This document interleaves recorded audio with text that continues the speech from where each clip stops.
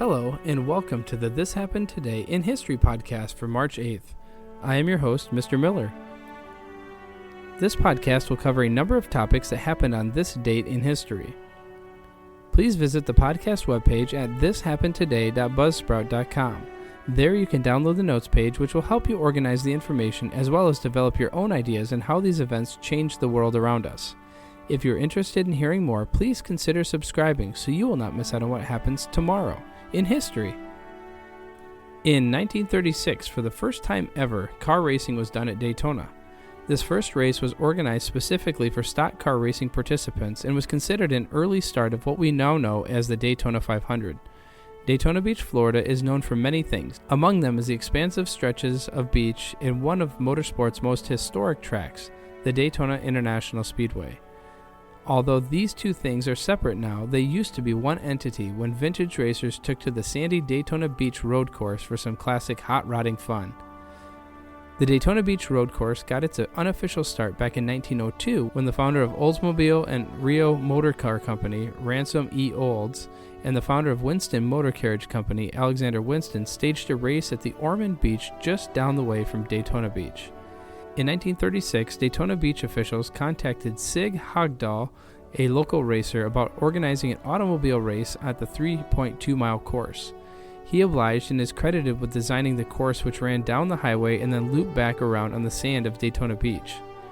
Unfortunately, the sandy turns of the course became almost impassable at the 1936 event, and it was shut down after 72 of the 78 scheduled laps. By 1953, the Daytona Beach racecourse was being outgrown by the large crowds attending events and countless racers bargaining for time on the course. So plans were proposed for a permanent racecourse called the Daytona International Speedway. In 1956, construction on the course began and was completed in time for the 1959 NASCAR premier event, the very first Daytona 500. In 1957, the Suez Canal, which connects the Mediterranean and the Red Sea, was reopened to international traffic by Egypt after Israel withdrew from an occupied Egyptian territory. The Suez Canal is a man-made waterway connecting the Mediterranean Sea to the Indian Ocean via the Red Sea. It enables a more direct route for shipping between Europe and Asia, effectively allowing for passage from North Atlantic to the Indian Ocean without having to circumnavigate the African continent. The waterway is vital for international trade and as a result has been the center of conflict since it opened in 1869. The Suez Canal stretches 120 miles from Port Said on the Mediterranean Sea in Egypt southward to the city of Suez, located on the northern shores of the Gulf of Suez. The canal separates the bulk of Egypt from the Sinai Peninsula. It took 10 years to build and was officially opened on November 17th of 1869. In October of 1956, troops from Britain, France, and Israel threatened to invade Egypt, leading to the so-called Suez Crisis. Although the Suez Canal Company continued to operate the waterway, the UN force maintained access as well as peace in the nearby Sinai Peninsula. This is not the last time the Suez Canal would play a central role in an international conflict, however.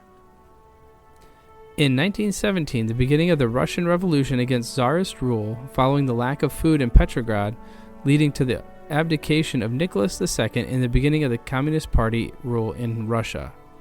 By 1917, the bond between the Tsar and most of the Russian people had been broken. Governmental corruption and inefficiency were rampant, and the Tsar's reactionary policies, including the occasional dissolution of the Duma, or the Russian parliament, had spread dissatisfaction even to moderate elements. The Russian Empire's many ethnic minorities grew increasingly restive under Russian domination. But it was the government's inefficient prosecution of World War I that finally provided the challenge the old regime could not meet. Ill-equipped and poorly led, Russian armies suffered catastrophic losses in campaign after campaign against the German armies. The war made a revolution inevitable in two ways. Number one, it showed Russia was no longer a military match for the nations of Central and Western Europe. And number two, it hopelessly disrupted the economy.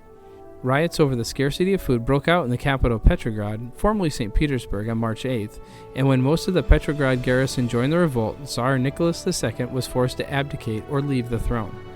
When his brother Grand Duke Michael refused the throne, more than 300 years of rule by the Romanov dynasty came to an end.